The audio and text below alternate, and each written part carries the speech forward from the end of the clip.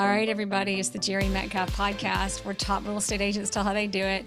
For round two, it's been a few years since we've had you on, but it's Stephen Shane in Aspen, Colorado with Compass. Stephen, I have so much more to say, but first, just like thanks for being here. It's good to see you. Well, thank you, Jerry Metcalf. You've always been one of my favorites, so I'm happy to participate. Well, back at you. So, everybody, you may already know this, but if you don't know, Stephen is in a market, Aspen, the most expensive real estate market in the world. And something else that just tops that off is you're in a market where, in most markets, we don't realize that there are more agents than there are listings. But in your market, there are more agents than homes sell every year. So if you're a real estate agent, if you sell one home, you're doing better than a lot of other agents.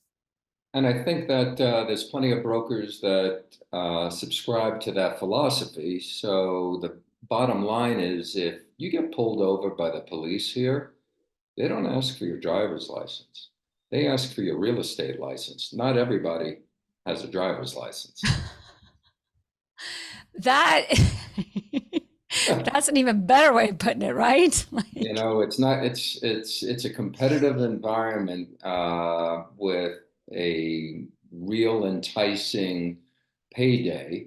But the reality is the people who can afford to live here are pretty insightful, and you are not going to BS anyone. You need to walk the walk. So you need to be good at what you do to be able to succeed with longevity in a community like Aspen.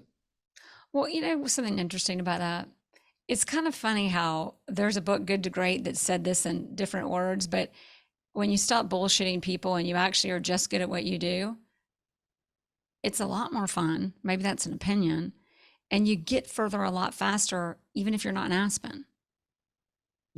I think there's people here who take shortcuts, and it eventually catches up. If you want to have repeat business, referral business, you've got to do a good job. You've got to be knowledgeable. And when you're interacting with people of means, there are things that you should know. I'm not saying that you have to be able to outperform the sommelier at dinner, but to have a little understanding of wine is helpful. Travel, art. I mean, things that are of interest to these high net worth buyers and sellers that put you in a positive light where they know you understand who they are, what they enjoy, and then you can collaborate and move forward together. When you came into the Aspen market, did you have to kind of figure all of this out, or did you already know? And did you know what to know, or what did that look like for you? Great question. I mean, let's face it, I moved here 30 years ago. And I came from a retail background. So we had retail boating supply stores on Long Island. It was a family business. Father and uncle hated one another. And I literally, Jerry, would lock myself in the bathroom and cry. I mean, I would come in and I would hear, Stephen, is your father there yet? I haven't seen him. You tell your father to try sitting behind this effing desk. Okay, got it. I'm good. It took me a long time to figure out to get out. And eventually I gave them a respectful ultimatum. And I had to do it twice because they wouldn't go in the same room with one another. And I said, look, Uncle Robert, here's the deal. I'll buy you out. I'll pay you not to come in. We can sell the business or you can run it.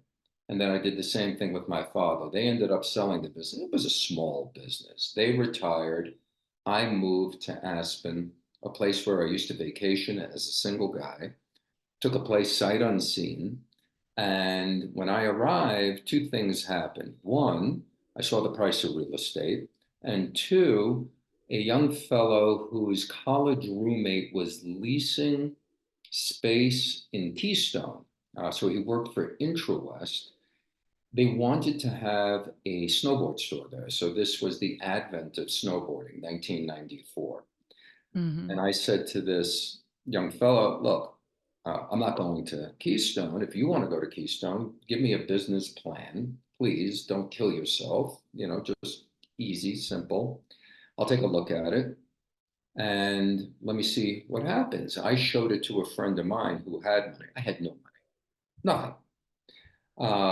The guy that I showed it to said, if you do it, I'll do it. Next thing you know, I had my real estate license and I had 6 snowboard stores: Keystone, Copper, Boulder, Vail, Denver, and the last one in Aspen. And I spent more time traveling around the state, paying myself a nominal salary, where my then girlfriend, now wife, said, hey, Stephen, you make more money doing one real estate deal than you do traveling the state selling snowboards. Snowboard for fun and focus on real estate. And that's what I did. It's funny how we women are always at the front of a good idea.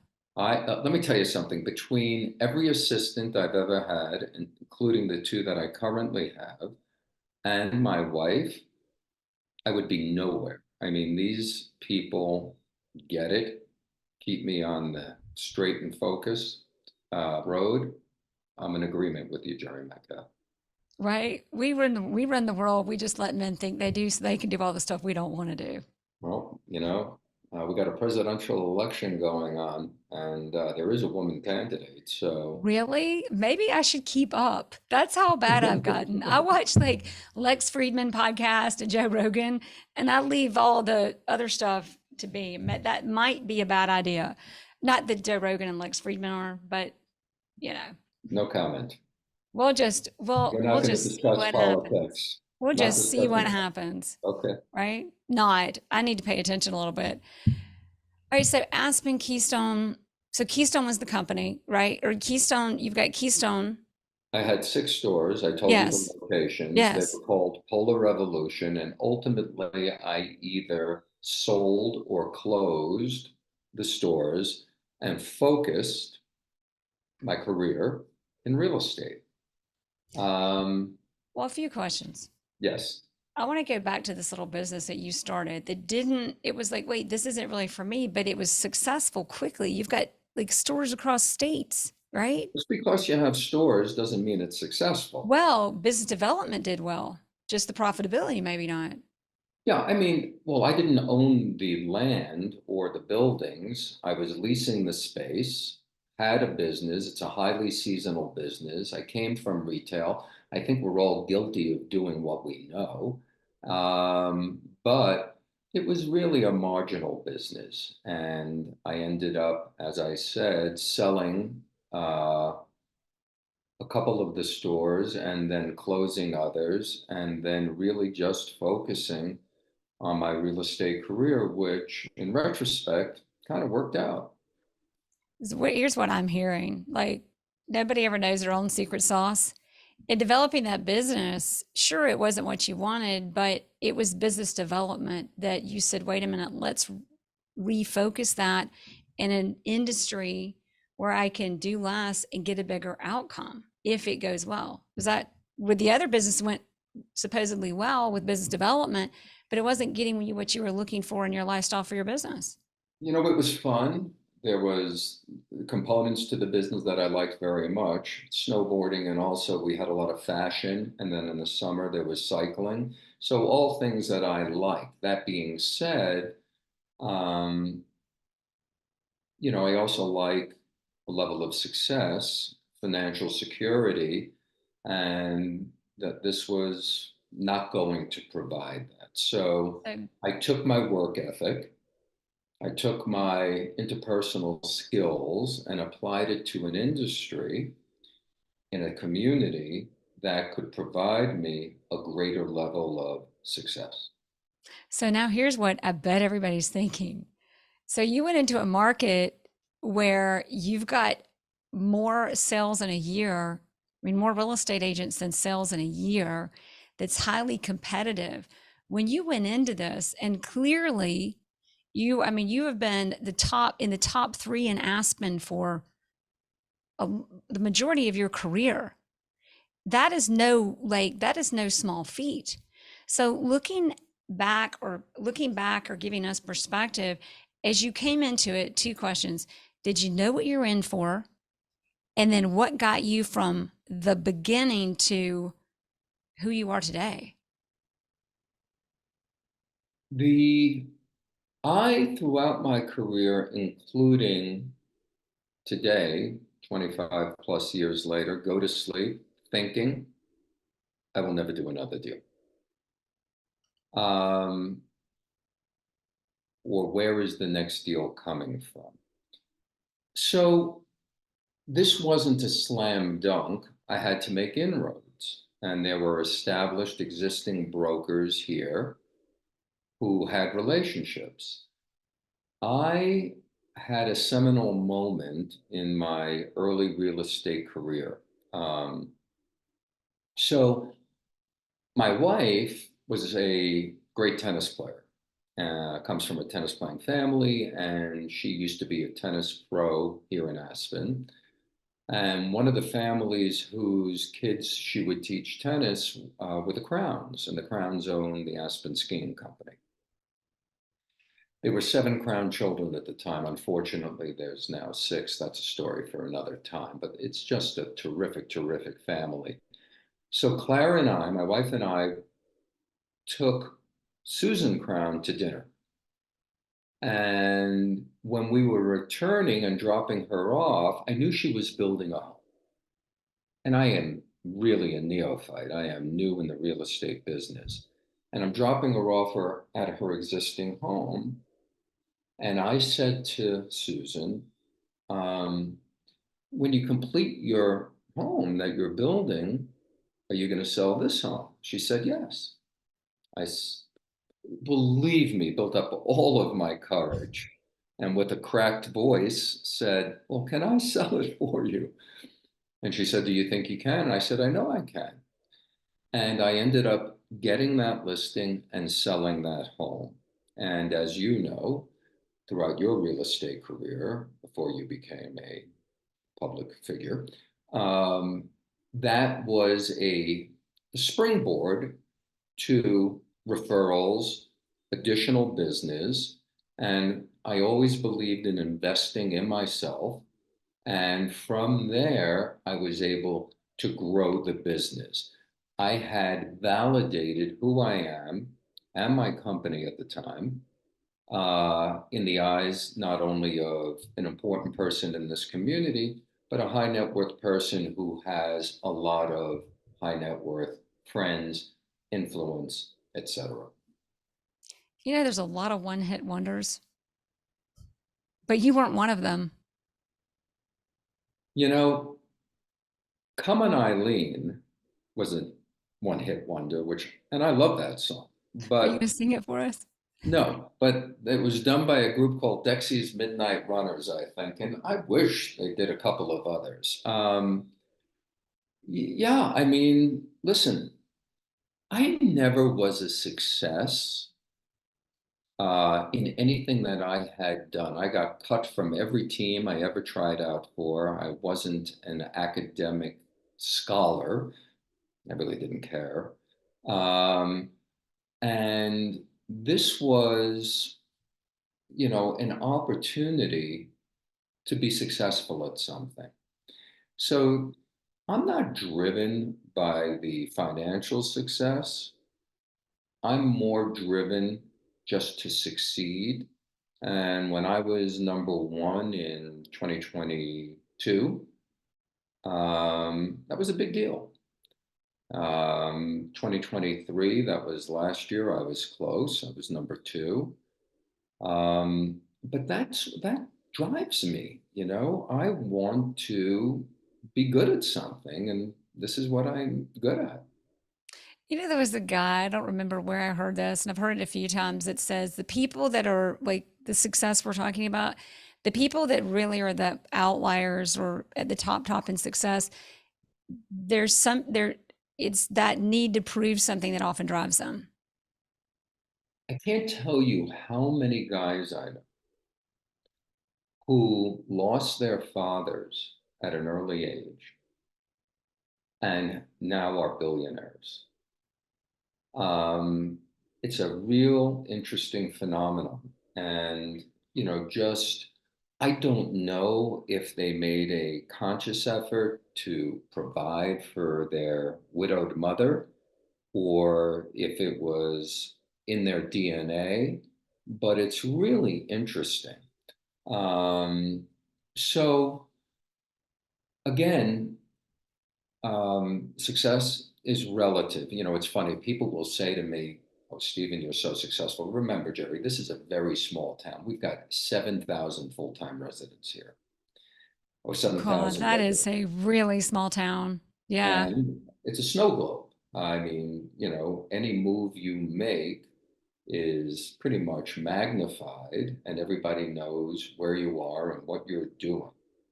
Um, And people will say, you know, Stephen, you're successful because, of course, in our industry, I'm a shameless self promoter and I comes am with the out and territory. about, top of mind. I mean, you just have to do that. Yeah, And the fact of the matter is, I think it was Teddy Roosevelt.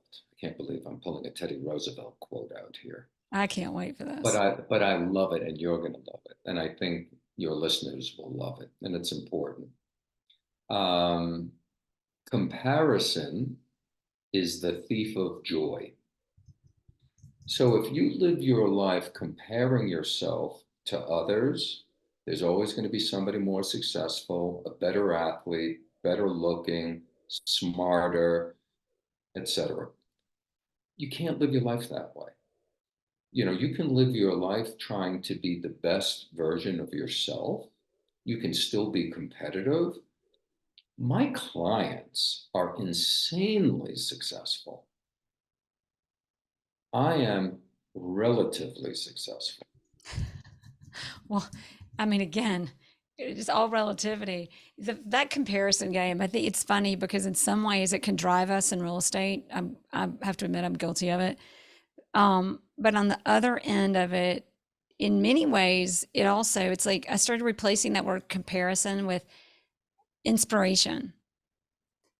But I want to add to that because it also makes me think about one day I finally realized like back to like comparison can be a robber of your joy. It's also, well, you can't compare on everything. Like we can take a select group of things and decide to compare, but look at everything else we left out. Like everybody's so vastly different. So vastly different. Like at what point do we stop comparing, which goes back to make the point it no wonder it robs joy because we're selecting exactly where we think we're weak.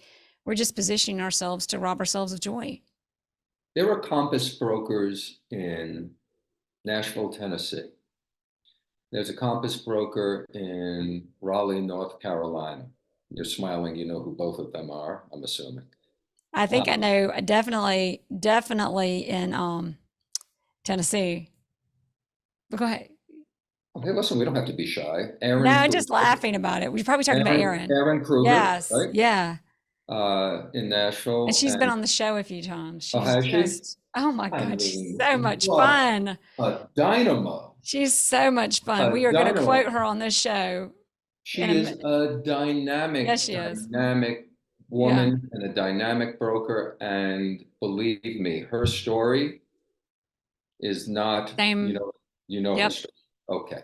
And then in Nashville, excuse me, in Raleigh, Gretchen Coley.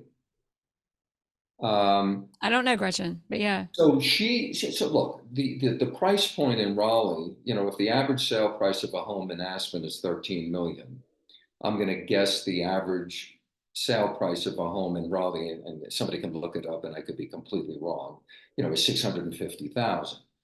It's Okay. probably like 300,000. But Just that's saying. 5%. 650 would be 5% of 13 million. Okay. As a Right. matter of fact, that would be the commission on 13 million.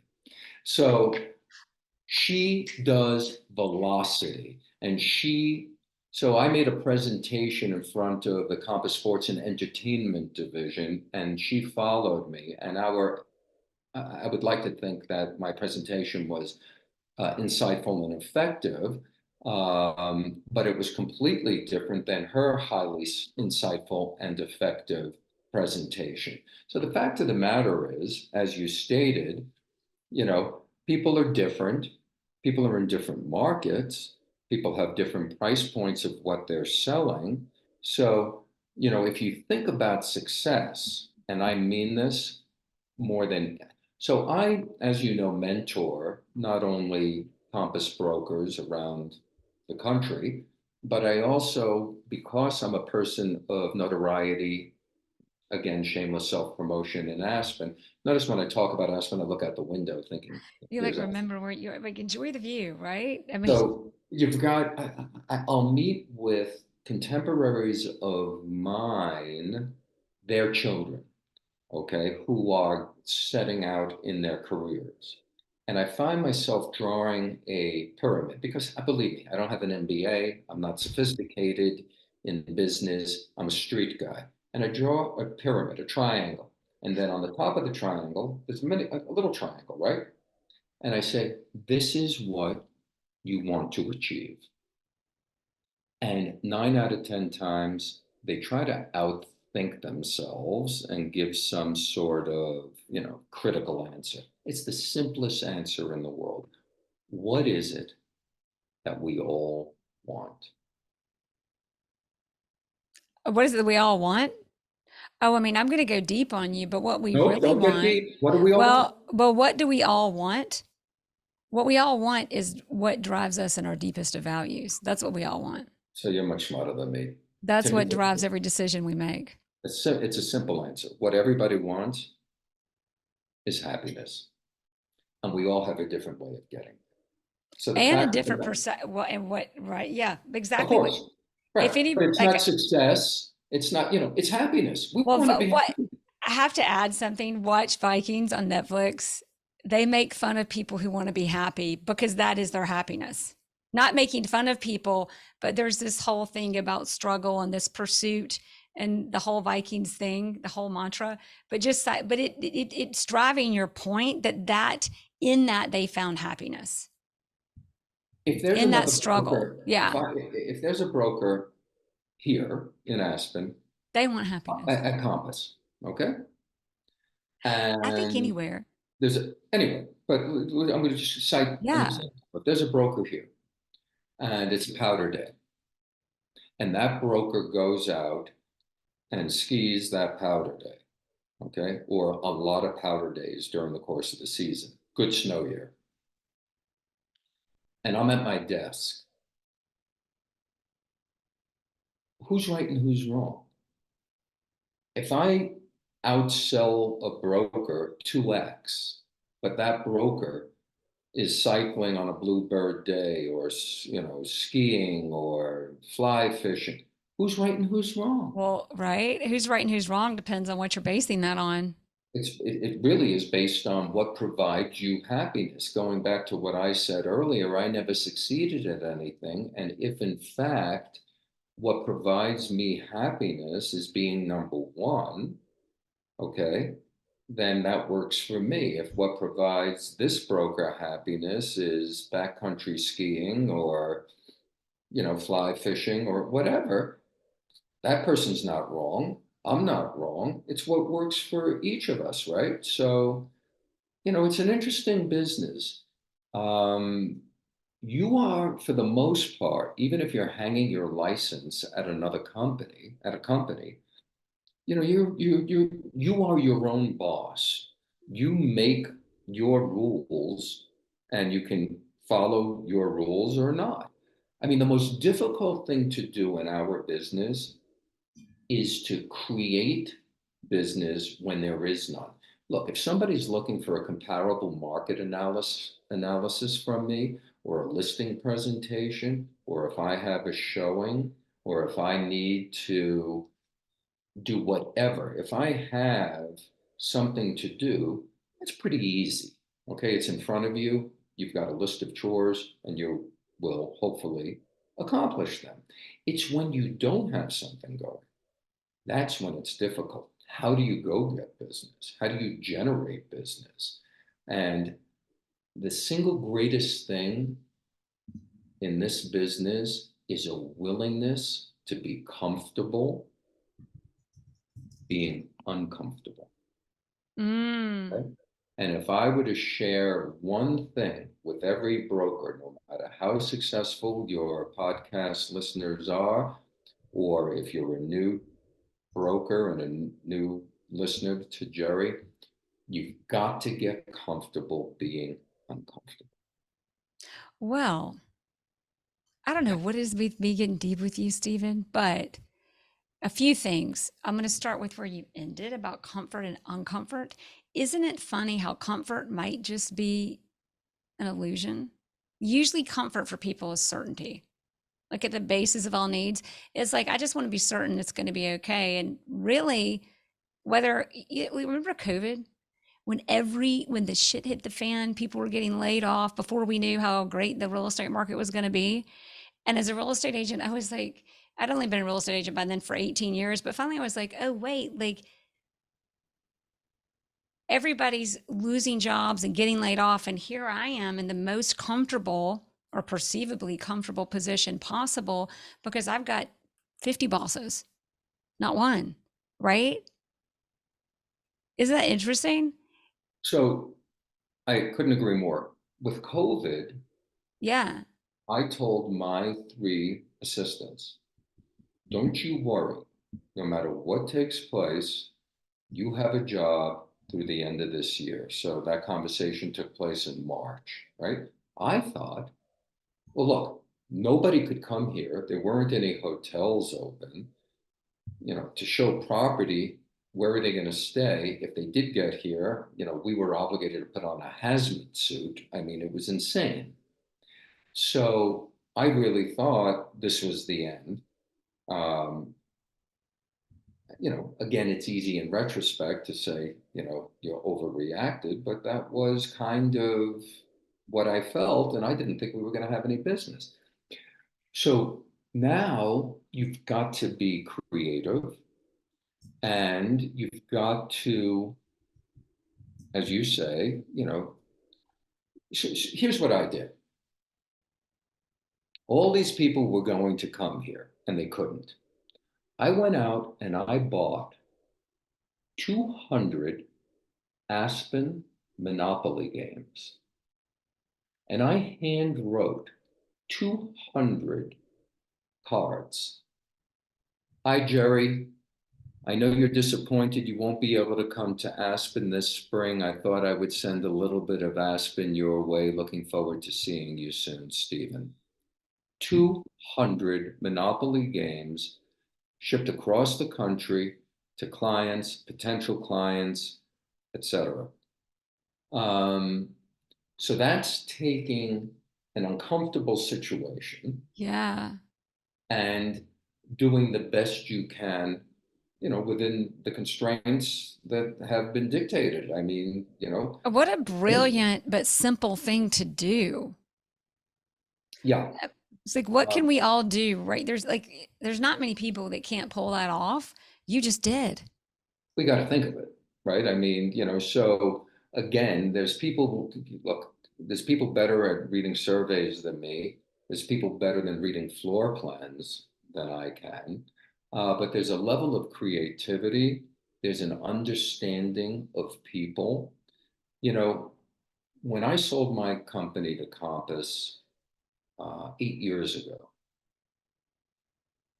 the question that, as you well know, the question that was paramount is Compass a technology company or is Compass a real estate company? Newsflash, we are a real estate company, okay? I mean, you Right. can use technology, it can enhance you as a broker, okay?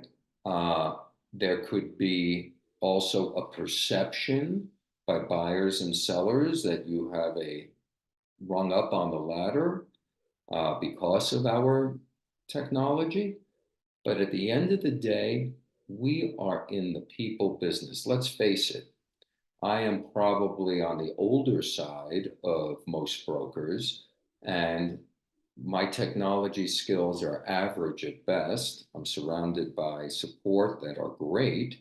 But the fact of the matter is, we are in the people business and we need to be empathetic. We need to be very good listeners. We need to put ourselves in the shoes of whom we're speaking with. always, when I am going on a listing presentation, I pretend that somebody's coming to me. And what is it that I want to hear? Okay. We are in the people business. You said a lot of things about what you're not good at, which I love. And that kind of led you to being a top agent. I love that. I also always say people usually don't know their own secret superpower. And as I listen to you and I've known you, we've known one another for 6 years, a few years. And your secret superpower is it comes from, I think, what you just said, putting yourself in other people's shoes. You've been through struggle. You've been through, like you talked about, being in your dad and uncle's shop and just the pain of that and understanding what pain is in life, wherever it is for other people and where it is for you. In that, the real secret superpower is also meeting them where they are. This is you. I've got my crystal ball for you here, but really, it's telling the story. You said something earlier. You're in a market where you guys have exceeded price points. You've got 7,000 people, the most expensive market in the world, and the most competition probably in the world as well in your industry. But it's meeting people where they are and then being able to tell them that story that shares what they need. People don't need heroes, they need partners, they need guides in life. They're paying the mortgage, they own the home, they have the problem. They need the guide that can join them and get them through their struggle to the end of that bridge. And that empathy and the storytelling to give them what they need to get them there is so powerful. Agreed. God forbid you read a survey too well, because then they might, right? Then you might not have that secret superpower, which is what they're really looking for. If you run your business, and again, all real estate brokers are running their business. If you run your business, everyone, with a philosophy, let's give it a name. We're going to call it an incremental philosophy. Okay. So what that means is investing in yourself and understanding that one incremental deal will probably cover your investment. And then a second incremental deal is highly profitable. If that's your philosophy, you're going to do just fine. I can never underestimate the knowledge that you need. Knowledge is power. It evokes confidence when you're talking to people. Look, I know the Aspen market. It's second nature to me. Okay. Um, I'm fascinated that there are brokers that operate in, New York City and Palm Beach. I mean, I just don't know how. Look, I understand the allure, but I just don't know how you can be as well versed on both markets. Okay, I live and breathe this.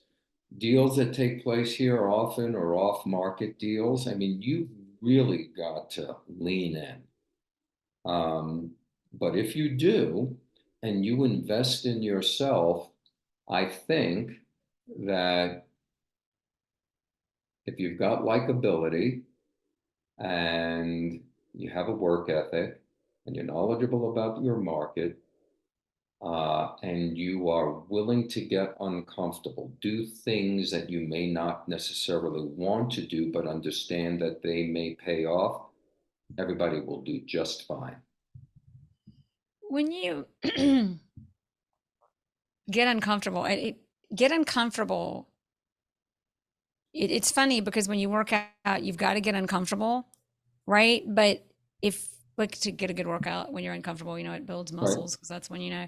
But also, there's workouts that you get uncomfortable, and it's because it was just a bad workout. It's like that you hurt yourself. In business, you can kind of do the same. And I'm going to lead into a question with that anyway.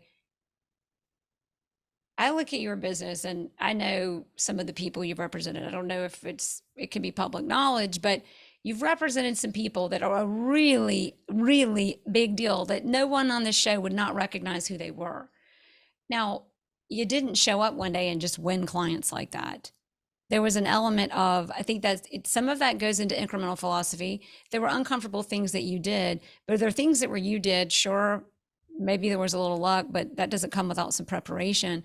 But as you look at the evolution of getting uncomfortable, creating connections, getting in this industry that, it's highly exclusive and even more competitive, if there was a formula or a secret or the biggest lesson learned in your experience, what is that? Well, if you're going to be in the luxury real estate business, you have to convey luxury. You've got to be comfortable talking to people who have great financial wherewithal. Um, there will be X amount of things that take place that, um, as you said, are good fortune or luck, but you got to be there to have that luck take place. Um, Funny story. I don't know how funny it is, an interesting story. So we'll go with one of the people of notoriety who is fine with their name being used, um, Tommy Hilfiger. So Tommy is from Elmira, New York. It doesn't get smaller than Elmira, New York. And he had a clothing store in Ithaca, New York. And I went to Ithaca College, Harvard of upstate New York, not exactly. And I used to Told us hang about out, what an academic you were earlier, I told you, yeah. So I used to hang out in the store. I would walk around the commons in his clothes, and then I was his first uh, model. oh And then my in God, how turn, he fun. bought me a pair of jeans or whatever. My wife she played tennis at SMU. And her big sister at SMU was a woman named Dee. I don't know her last name at that point in time, Acapello or something like that. She's a shoe and handbag manufacturer. Anyway, Dee called my wife Claire and said, "We're coming to Aspen and I'd love to have dinner with you." So my wife said, "My friend Dee's coming to Aspen. I know her from SMU. By the way, she's married to Tommy Hilfiger and they want to have dinner." I said, "Well, tell Dee that you're married to Stephen Shane and she should tell Tommy that." So that was circumstantial. Okay, that was good fortune. Um, so I showed Tommy and Dee property for about 2 years, and we finally found a place that worked for them. Ski in, ski out, Aspen Mountain, an older home, probably needed a gut reno. And believe me, I swallowed hard when we bought it. We paid $30 million for this house. And again, needed to be remodeled top to bottom. As things would have it, I got a call uh, from a representative of an NDA buyer, non-disclosure, and their representative, and they want a ski in, ski out Aspen Mountain property. There are 3 single-family homes that ski in, ski out on Aspen Mountain. That's it. One was the one Tommy just bought. There's another one that's owned by an ultra high net worth finance guy, great art collection. And then there was a third one owned by a family from Michigan. And if you remind me, we'll circle back to them. But those two, Michigan and art guy, not sellers. So I explained that to the rep, and the rep said everything has a price. They would really like to buy the house that Tommy just bought. So now I have to call Tommy. Tommy said, "You're kidding me, Stephen." Maybe a little bit different Uh, than the you can add words in here. You can say you're fucking kidding me. You can say that. Oh, Sorry, everybody who right. doesn't like it, but you can say that on the show. So he said, "Dee's going to kill me." I said, "Tommy, pick a ridiculous number. Let's see what happens." Okay. You just paid 30 million, a week ago. Pick a number. 55 million. That wasn't enough. Stand by. So now I call the rep, 55 million. See if he'll take 50. Tommy, they'll do the deal at 50. Stephen, I don't know. This is crazy. I said, Tommy, you would be fiscally irresponsible not to take this deal. You are closing in 7 weeks. You are going to make $20 million in 7 weeks. So, yes, he took the deal. But, you know, it's an entertaining story, but there's layers, right? So, Hmm. yes, he knew me on a personal level, but he needed to be confident in me and my knowledge of the market. The first time around, paying 30, and the second time around, selling it at 50. So it's not just good fortune and circumstance, it's also being knowledgeable and instilling confidence. We always need to instill confidence. The reason I asked you to remind me to about the Michigan family. So fast forward a year and a half later, thereabouts, there's a family, and they own a home, and it's the ski and ski out home, and it's significantly bigger than the one Tommy bought and sold. I think it's like uh, it's twice the size, almost to the square foot. And I go on a listing presentation, and it's unusual because you've got the dad, the patriarch, and then you've got three children, adult children, who I have to present to. Oh And, my. Mm. Yeah. so everybody's got a different opinion. Everybody has a different path to happiness. And what did they, Ski, it's also like the mountaintop. Anyway, 100%. So for those who are listening, you have to see in the video. We're doing a little triangle you thing got to with the watch it mountaintop again. look. Anyway, go ahead, please. We end up listing the home. I end up listing the home for $100 million. Um, it's an aspirational price, but it's based on the sale price per square foot of Tommy's home, which is on the other side of the Little Nell Run. And again, we sold it for 50. This is exactly twice the size. It's 100 based on a price per square foot. Again, aspirational. So we go through the two seasons, the summer and the winter, and we have a handful of showings. And I know that we are going to do a price reduction. Now, I believe if you do price reductions, they have to be significant. Otherwise, you're going to have a slow death by many cuts, right? There's some expression. Yeah, just death by 1,000 cuts or You got it. 1,000 paper So, cuts. Anyway. whatever it is, I just don't believe in that. So I knew that we were going to do a significant price reduction. What would you consider a significant price reduction on a $100 million aspirationally priced home?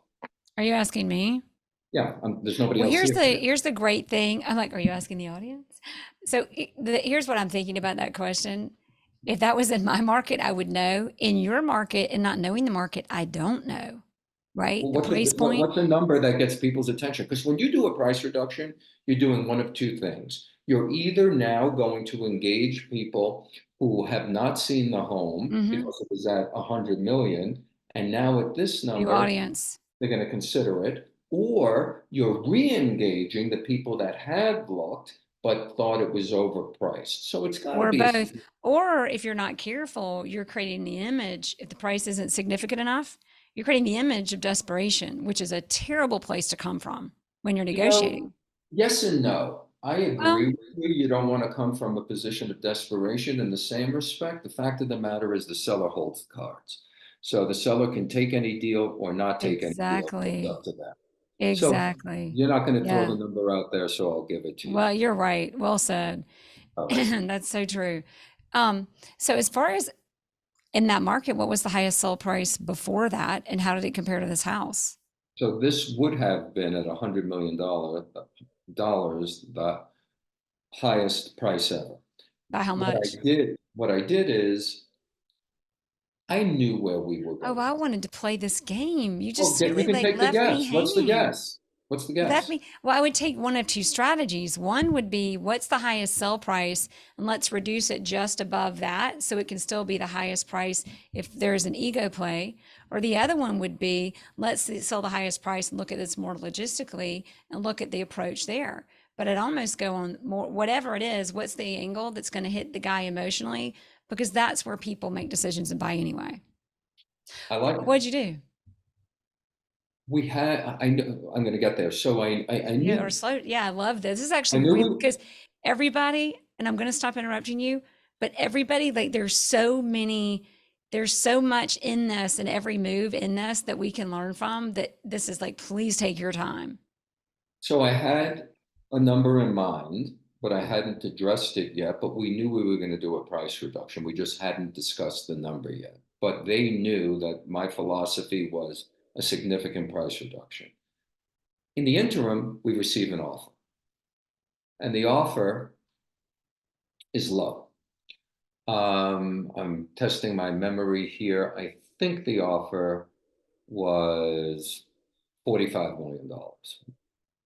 And Really? now you have to go to your sellers and say, hey, listen, this isn't where any of us want to be. We can stand on principle and not counter. I've had various conversations with the buyer's broker who has assured me it's just a starting point and there will be an increase if we counter. So I persuade them to counter, and now we're in negotiations. And we get up to 65 million. So 65 million on 100 million is a 35% discount. But remember, we were going to do a price reduction. So I had to speak with the four sellers, the patriarch and the three adult children, and say, hey, listen, fact of the matter is, we were going to reduce the price. And I think we probably all agree we would have gone to 75 million, right? If that's the case, and we are going to reduce the price there, somebody, when we're asking 75 million, is going to expect some fashion of a discount. We're at 65 million now. If in fact at 75, the reduced price, we were able to get 70, now we've got an arbitrage of $5 million between four of you pre-tax dollars. I'm not a risk taker. I'm taking $65 million and running for the hills. And they did. The answer to your question, Jerry, is the highest price ever in Aspen was $72 million, but this was the highest price ever downtown Aspen. Wow.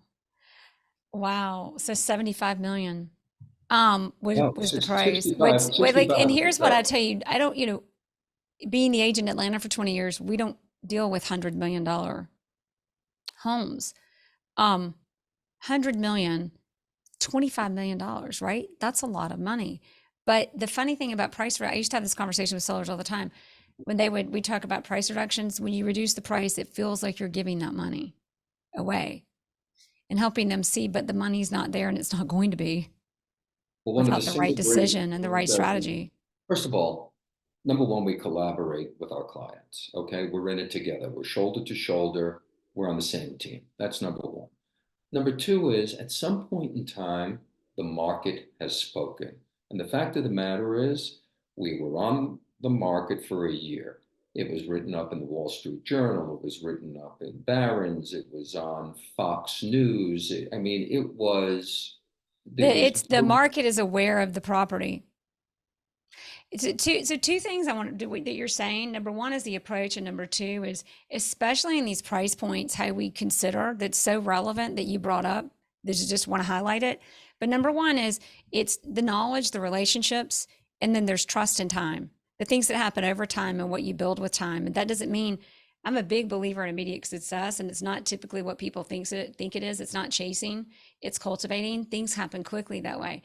Now, dialing into that deal, what's interesting is you think about and tell me at $65 million, do you find, first of all, you've got four people you've got to talk to, present to. I mean, that's a lot. And how often do they know, or I would guess forget, how many people can actually, in the whole entire world, on this whole entire globe, how many people can actually spend $65 million on a property? And of all of those people that could even afford it, which is a small handful, how many people are even going to be buying an Aspen? Like you start breaking that down, right? The higher the price point is highly relevant. And do you find people the sellers may forget what a small No, I percentage of the mean, population they are? you're 100% right. And the fact of the matter is that's one of our responsibilities. The fact is that you've got pricing per square foot and you have gross dollars. Okay, $65 million for a second home, because this isn't going to be anybody's primary residence, is a lot of money. In addition, this house needed to be remodeled. So any buyer with the wherewithal to spend 65 million will be spending another 25 million. They're going to be all in for $90 million. So you're right, there's a limited audience, and that has to be taken into consideration. And it's that way throughout selling wherever you are. Right now in real estate, I would say if you were to canvass every market, every broker you know, what you're going to hear is as our biggest hurdle is a lack of inventory. Okay. So if you want to buy something, often we have to pry it away from a seller, and they're I'm right. sorry. I'm sorry, just being the like former realtor. I'm so sorry. I love that we have to pry it away. Keep going. I love You got this. it. Listen, This is why I love talking to you, because we sometimes we come from such different perspectives, but it's what I love it. Pry it away. Keep going. I love this. so here, okay, you know, the last two deals I've done, guess what the sale price per square foot was? Oh my gosh. Like average in Aspen, is it 2,000 or 3,000 per square foot? That's got to be question number one. Is it 3,000 per square foot? It's got to be Okay. three. It can't be two because you're the most expensive. Is it 3,000? The average. You build in Aspen, the cost of construction is 2,000 a square I'm going to foot. be That's humbled now. I know. not the sale price. Why? Two, Well, I know because I know markets where the square foot price is 2,000. So who am I 2,000 a kidding? square foot to build. Just to build. Sale price, last two deals I've done, 5,000 a square foot. If in fact somebody wants something here, you And those are don't big houses, have, I'm sure. Keep going. it, Yes. it's not even the size. I mean, one of them is the single greatest commodity that people here want. It was a townhome, in town townhome, Aspen Mountain Views. It was only 2,650 square feet, something like that. It's got a That times two-car 5,000 is a garage, lot. 13 million. Well, then Uh, you've got air rights in Aspen as well, don't you? no, Or what is that?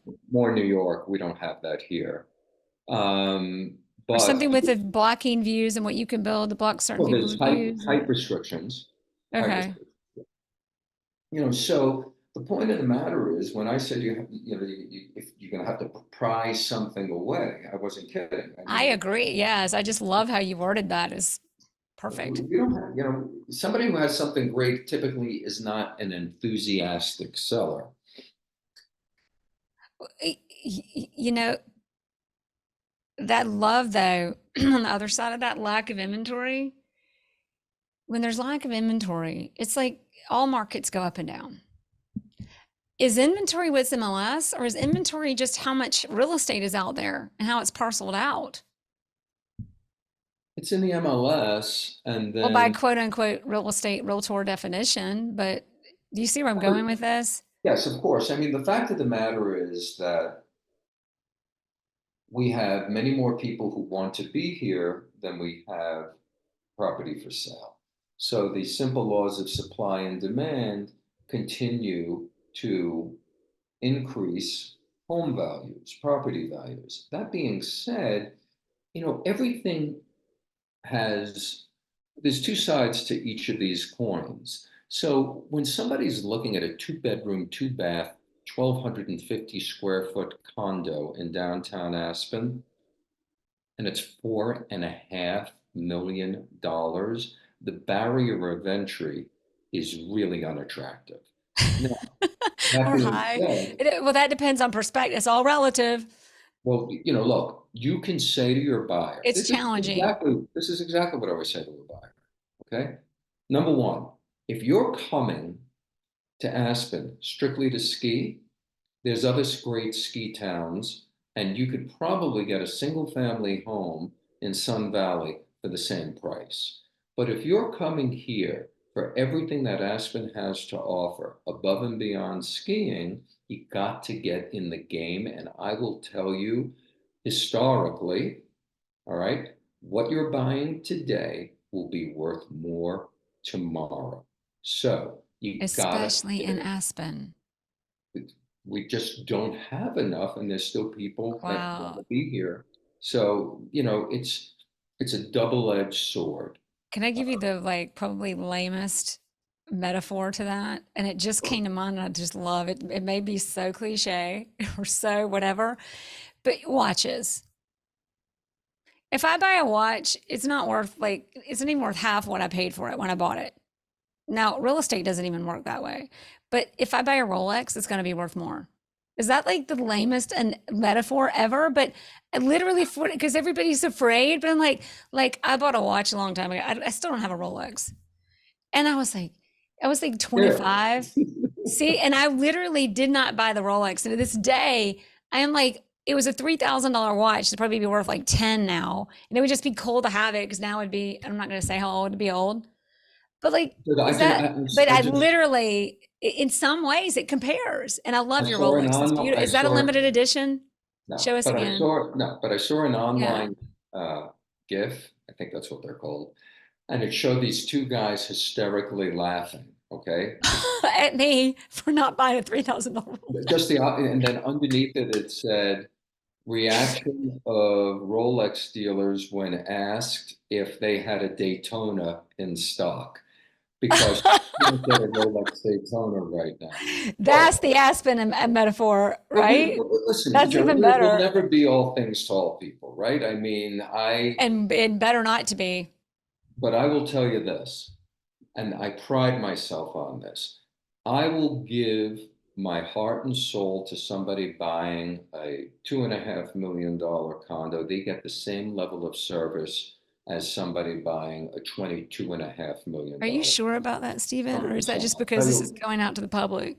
no, I'll tell you, it's the truth, because very often the person spending $2.5 million is paying a higher percentage of their net worth than the person who's spending $22.5 million. Isn't that interesting? And this is a question. Somebody buying a $2.5 million property in Aspen, there are a lot of connections to other people and there are a lot of places they're going. Just from a pure business and profitability strategic standpoint, is that or is it not? Also, I mean, I found in your business, you're in Aspen. Your market is your market. You almost don't have to choose like, where do I really want to be the best agent? What part of this market do I need to know better than anyone? It's you're in it. True or false? And that's kind of an so now that you're in it, you get to just own it and know everything possible about it. So now that you're in it, everybody you know in that market, if you serve them and are the best broker in the world for them, which I think is so rare in our business and why such a small percentage of agents do the most amount of transactions and the highest deals, that is just opening the floodgates for more and more of those $50 million deals that we talked about. Yes. Um, Or do you just want to be the good Samaritan, Stephen, and just do this out of the goodness of your heart? I'm half kidding. you know, it's funny. The business is a roller coaster. And I wasn't Hmm. kidding when I say I go to sleep thinking I'll never do another deal. So um, in January 2024, um, my sales were $70 million. Okay, this is just me. It's not a team. What your sales for the year were 70 million, and No, the month of January. that's what I mean. I meant month. I meant for of 2024. So far this year, I've only sold 70 million, is what you're telling us I in sold January. That was $70 a few million weeks ago. from January 1, 2024 to January 31st, 2024. How 100 million? 70 million. 70 million. Yes. So I have a 93-year-old father who I call as I drive into work every day. And listen, he's not going to be on the sidelines of the Super Bowl, but he is still sharp as can be.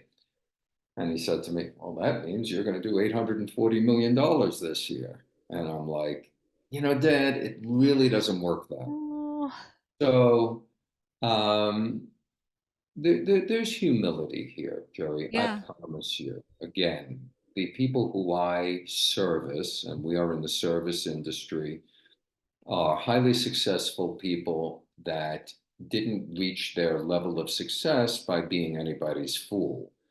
I mean, X amount of them may have inherited their money, but for the most part, these are But very most of them bright, earned it.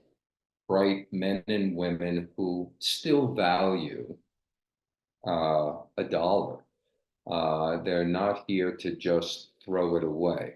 We have an influx now of the youth of America coming in with all sorts of technology success, and that's fun. It used to be where my clients were all either in finance or commercial real estate for the most part. Mm-mm. And now I think it's technology and finance, commercial real estate, which is a tough business right now. Of course, the sports and entertainment industries. But it's fun. This is fun. And a lot of the people are really good. I mean, there's some people that I wouldn't choose to hang out with, but the great majority of my clients are grateful for whatever area of expertise I bring to the transactions.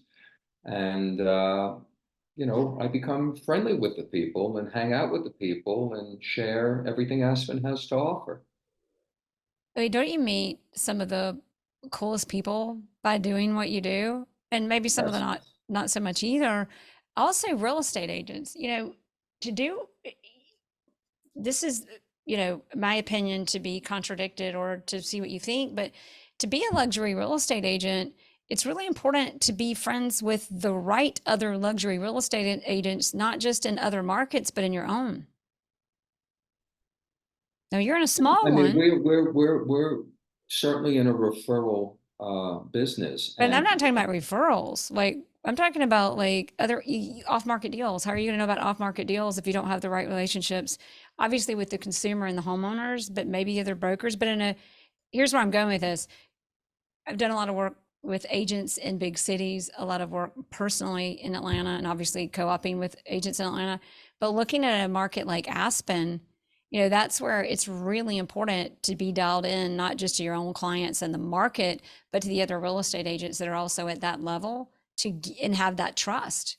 Yeah, 100%. I mean, let's face it, if there's a real estate broker here who has an off-market property, I'm getting the call.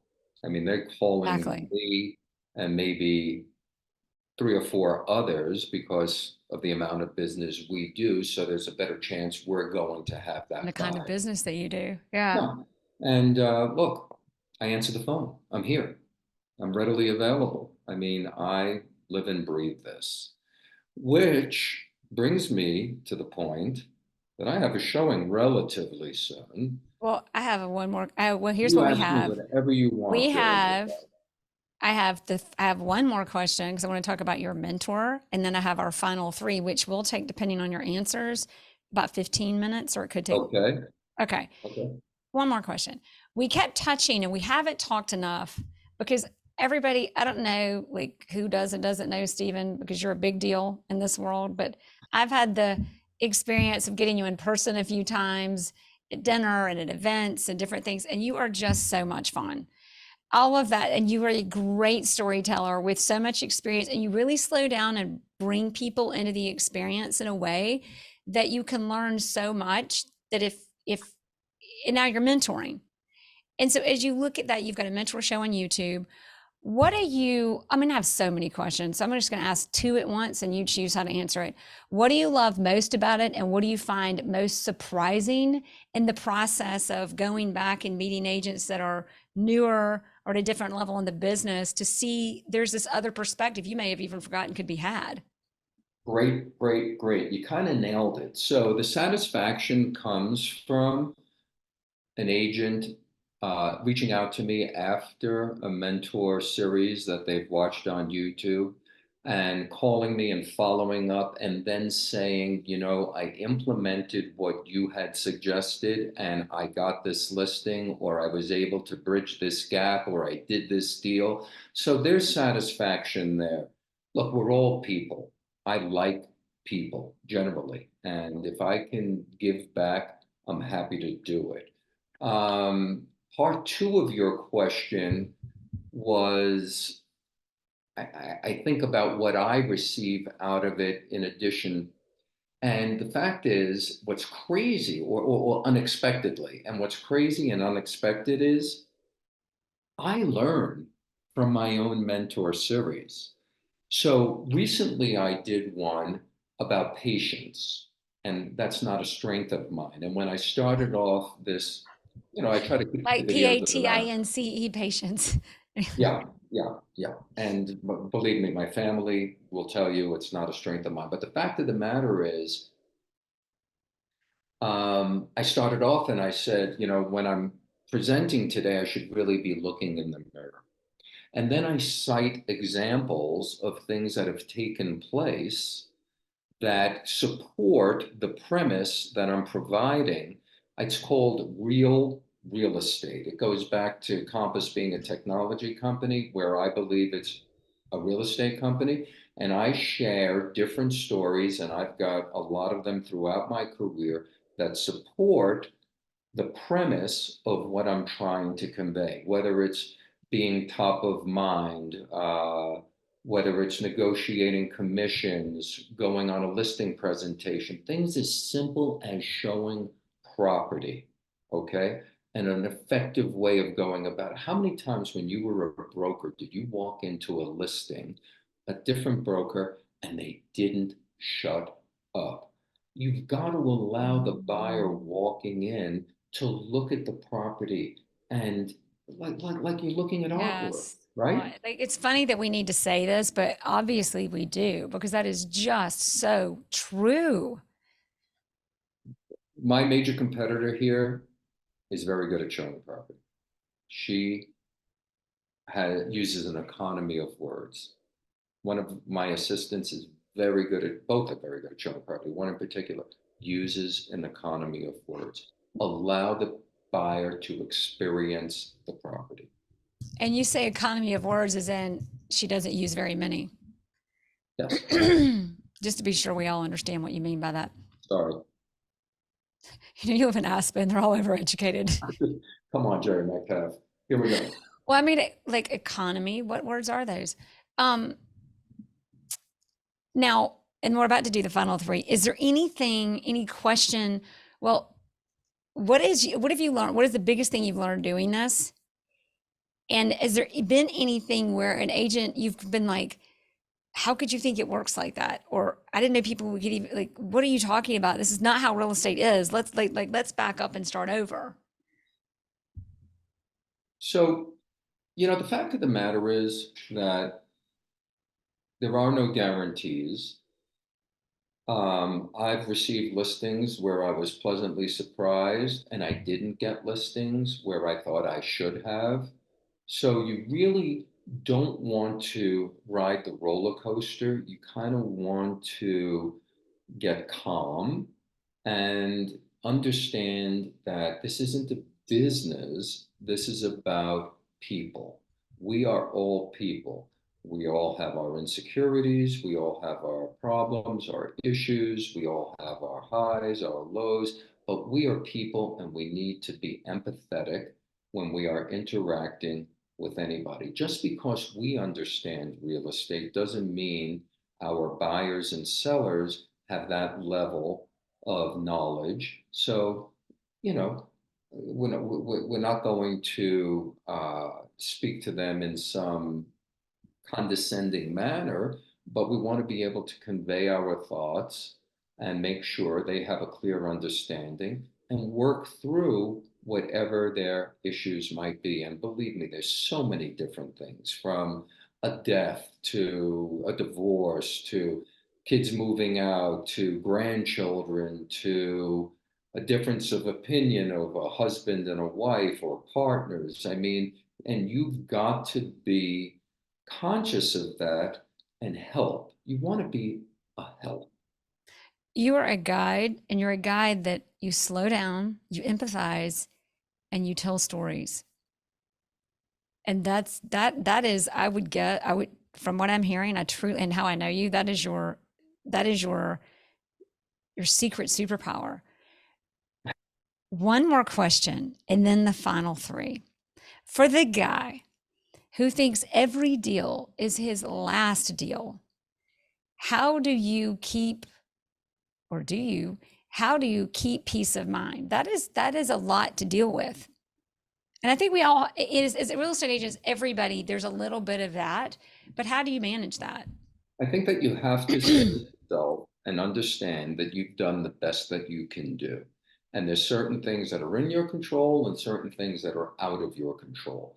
And if you put your best foot forward and try your hardest and do the best you can, then everything else, you know, falls where it does. And that's that. And I think you've got to come to terms with that. And I think there's a word that comes to mind that we use a lot in my part of the country, but it's faith.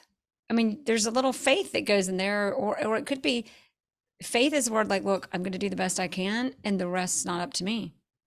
But in that, maybe there's a sense of peace, and in that, hey, it's really going to be okay because there's a lot of pressure. I'm in agreement. Yes. Final three. Are you Final three. ready? What Are you time is it? ready? Okay. It is, you are, it's 11:20 a.m. your time. Okay, I'm good. 11:23. Go. Okay, final three. Number one, of all the resources that have created or been a part of creating your success, what has been the best one? Say that again, Jerry. Of all the Of all of the resources, resources, we've all got resources to be right? successful and to make things happen. What's been your best resource? Being comfortable in my sphere of influence. Of all of the books that you've read, Oh boy. come on now. You know, you're going to be disappointed because I am guilty Good. of primarily reading fiction. That's a book. I didn't say nonfiction. Okay. Which one is a must read? Doesn't matter, fiction, nonfiction, doesn't have to be for bit, whatever. What is the must read?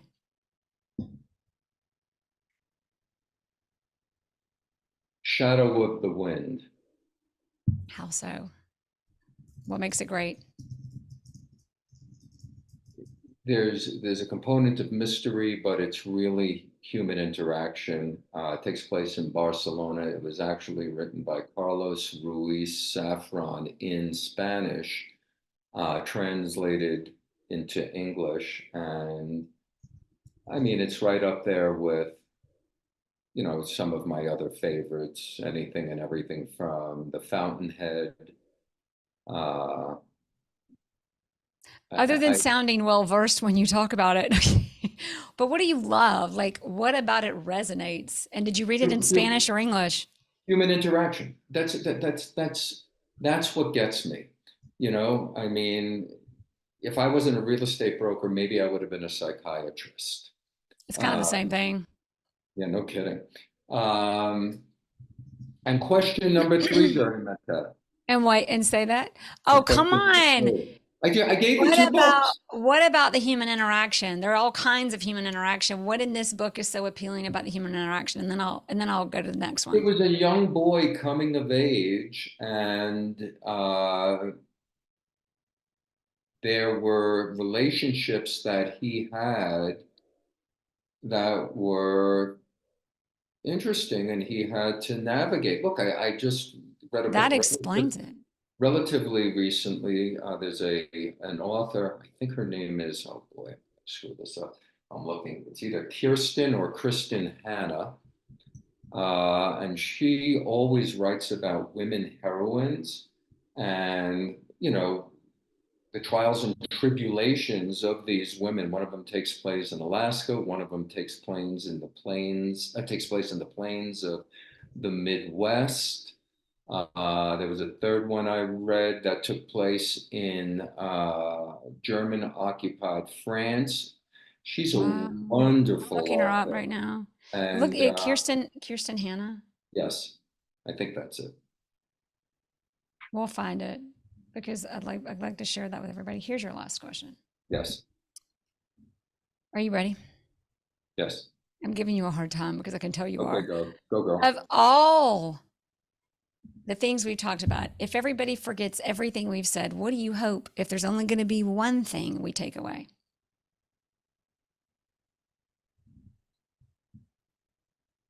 I hope that everybody understands that we are all people and we all have our insecurities, we all have our life's circumstances, and none of us know what took place at home before you came to the office, you got in the car to look at real estate, etc. And we need to be um, compassionate with one another. And it's interesting, that perspective translates well to becoming a successful real estate broker. If you can be empathetic, you can be a very good listener. Sometimes it's not the words that are being said, but sometimes it's the things that are not said. And you can just be kind. Sound like my wife. Be kind. I like her. I really believe you will enjoy your life knowing that you're a good person. And in turn, I think if you want to be, you can be a successful real estate broker. Thank you. Stephen Shane, Aspen, Colorado, you rock. So awesome to see you. Thank you for having me, Jerry. It's always good to see you.